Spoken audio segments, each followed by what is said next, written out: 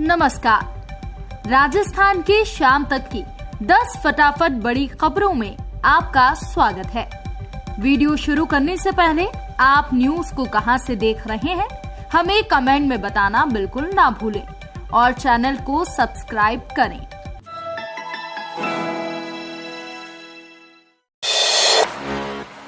Heart transplant का अब होगा राजस्थान, नहीं बनेंगे ग्रीन कॉरिडोर। राजस्थान के सबसे बड़े एसएमएस अस्पताल में हार्ट ट्रांसप्लांट के लिए ग्रीन कॉरिडोर बनाने की जरूरत अब नहीं होगी। ग्रीन कॉरिडोर का मतलब होता है हार्ट या दूसरे ऑर्गन या क्रिटिकल मरीज को अस्पताल तक पहुंचाने के लिए पूरा ट्रैफिक रोक दिया जाता है, एक भी वाहन को सामने नहीं आने दिया जाता। ऐसे में अब हार्ट या दूसरे ऑर्गन को एयरपोर्ट से सीधे एसएमएस अस्पताल तक एयर एम्बुलेंस के जरिए लाया जा सकेगा। ये संभव होगा एसएमएस अस्पताल परिसर में बनने जा रही देश की सबसे ऊंची आईपीडी बिल्डिंग बनने से। 24 मंजिल वाले इस टावर पर एक हेलीपैड बनेगा जहां पर एयर एम्बुलेंस सीधे लैंड हो सकेगी और हार्ट सहित दूसरे ऑर्गन रिसीवर तक बिना किसी रुकावट के पहुंच सकेंगे। इस बिल्डिंग की 5 अप्रैल को सीएम गहलोत आधारशिला रखेंगे। पीएम किसान योजना अप्रैल में इस दिन जारी होगी 11वीं किश्त, 12 करोड़ को मिलेगा लाभ। पीएम किसान सम्मान निधि योजना के करोड़ों लाभार्थी किसानों के लिए अच्छी खबर है। जल्द ही 11वीं किश्त के 2000 रुपए आने वाले हैं। ताजा मीडिया रिपोर्ट्स की माने तो 15 अप्रैल को मोदी सरकार 11वीं किश्त जारी कर सकती है। चूंकि अप्रैल जुलाई को जो भी किश्तें होती हैं वो अप्रैल से 31 जुलाई के बीच की जाती है। किसान अपना खाता चेक करते रहें। खास बात यह है कि इस बार पीएम किसान सम्मान निधि योजना के तहत 20,000 करोड़ रुपए एक साथ जारी किए जाएंगे। इससे देश के करीब 12 करोड़ किसानों को लाभ मिलेगा। 11वीं किश्त से पहले सभी किसान ई-केवाईसी और राशन कार्ड जल्द अपडेट कर लें, क्योंकि सरकार ने दोनों दस्तावेजों को अनिवार्य कर दिया है, अन्यथा किश्त अटक सकती है। बढ़ते तापमान को लेकर डिस्कॉम ने जारी की नई गाइडलाइन। लाइट ट्रांसफार्मर और पोल के नीचे गाड़ी, ठेले, पशुबाड़े नहीं लगाएं। बाद में डिस्कॉम ने गर्मी में आए दिन हो रही आगजनी की घटना को लेकर कंट्रोल रूम बनाए हैं। कंट्रोल रूम के साथ उपखंड स्तर पर हेल्प डेस्क बनाई गई है। वहीं व्हाट्सएप नंबर भी जारी किए हैं जिस पर लाइट संबंधी शिकायत की जा सकेगी। डिस्कॉम ने लोगों से अपील की है कि ट्रांसफार्मर और बिजली लाइनों के नीचे ठेला और कोई झोंपे या पशुबाड़ा नहीं लगाएं। साथ ही सामाजिक आयोजन नहीं किए जाएं। बढ़ते बिजली के लोड को देखते हुए सभी लोगों व कंज्यूमर से अपील है कि बिजली ट्रांसफार्मर के पास, बिजली लाइनों के नीचे कोई भी हाथ, ठेले, पशुबाड़े नहीं लगाएं। बंधन बैंक में निकली भर्तियां, 12वीं पास युवाओं के लिए मौका। एनसीएस वेबसाइट के जरिए कर सकेंगे आवेदन। बैंकिंग क्षेत्र में नौकरी की तैयारी कर रहे युवाओं के लिए अच्छी खबर है।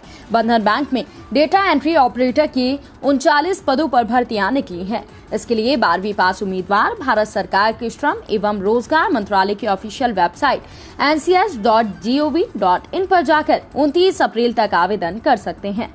बंधन बैंक में होने वाली भर्ती प्रक्रिया में सिलेक्शन के बाद उम्मीदवारों को हर महीने 14,200 से लेकर 21,000 रुपए तक की सैलरी दी जाएगी। बंधन बैंक में डेटा एंट्री ऑपरेटर के पदों पर भर्ती के लिए किसी भी स्ट्रीम में सीनियर सेकेंडरी कक्षा की परीक्षा पास करने वाले उम्मीदवार आवेदन कर सकते हैं। इसके साथ ही 18 वर्ष से कम और 29 वर्ष से अधिक आयु नहीं होना चाहिए। राजस्थान में गर्मी का 45 डिग्री टॉर्चर, 5 जिलों में 35 किलोमीटर की स्पीड से चलेंगी गर्म हवाएं। राजस्थान में अब आसमान से आग बरसने लगी है। धौलपुर, हनुमानगढ़ का दिन का अधिकतम तापमान 45 डिग्री सेल्सियस रिकॉर्ड हुआ है। उदयपुर को छोड़कर सभी शहरों में तापमान 41 डिग्री सेल्सियस से ऊपर रहा। जोधपुर, बीकानेर, जैसलमेर समेत पश्चिमी राजस्थान के कई शहरों में लू के थपेड़े में लोगों को परेशान किया। मौसम विभाग ने 11-12 अप्रैल को बाड़मेर, बीकानेर, चूरू, जोधपुर, जालोर में 35 किलोमीटर की स्पीड से गर्म हवा चलने की आशंका जताई है। अगले 48 घंटे तक गर्मी में राहत मिलने की उम्मीद नहीं है। 11 और 12 अप्रैल को बाड़मेर, बीकानेर, चूरू, जोधपुर, जालोर में 35 किलोमीटर प्रति घंटे की रफ्तार से हवाएं चलेंगी। बड़ी खबर, 1080 बेरोजगारों को नहीं मिलेगा बेरोजगारी भत्ता, जानिए वजह। राजस्थान सरकार ने बेरोजगार युवाओं को अपनी चुनावी घोषणा के अनुसार प्रति माह बेरोजगारी भत्ता दिए जाने की घोषणा की थी। घोषणा के तहत मुख्यमंत्री युवा संबल योजना की शुरुआत की गई थी।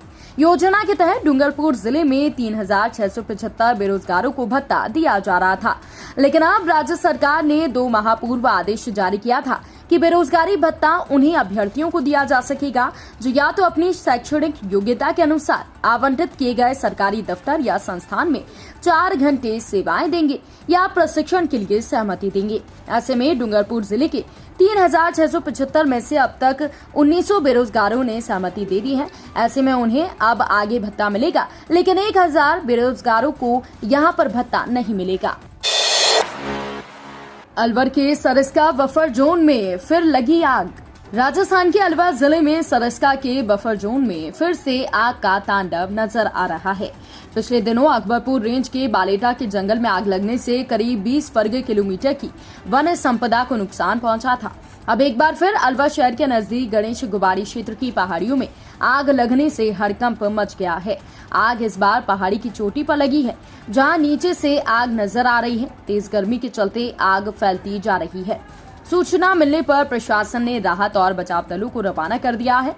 वहीं फिलहाल 2 दमकल गाड़ियों को भी रवाना किया गया है, लेकिन आग पहाड़ी पर लगी होने के चलते आग बुझाने में समय लग रहा है। दूसरी तरफ सरिस्का वन प्रशासन ने भी आग बुझाने के लिए टीम रवाना कर दी है।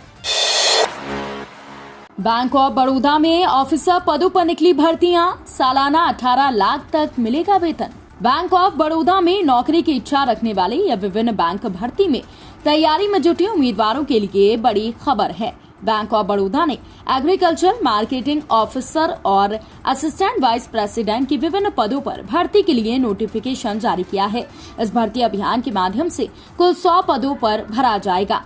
एग्रीकल्चर मार्केटिंग ऑफिसर के 47 और असिस्टेंट वाइस प्रेसिडेंट के 53 पदों पर नियुक्ति की जाएगी। आवेदन की प्रक्रिया 6 अप्रैल से शुरू हो गई है।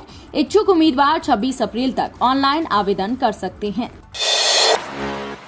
नई तकनीक से बनेगी जोधपुर 3 लेयर एलिवेटेड रोड, चल सकेगी मेट्रो।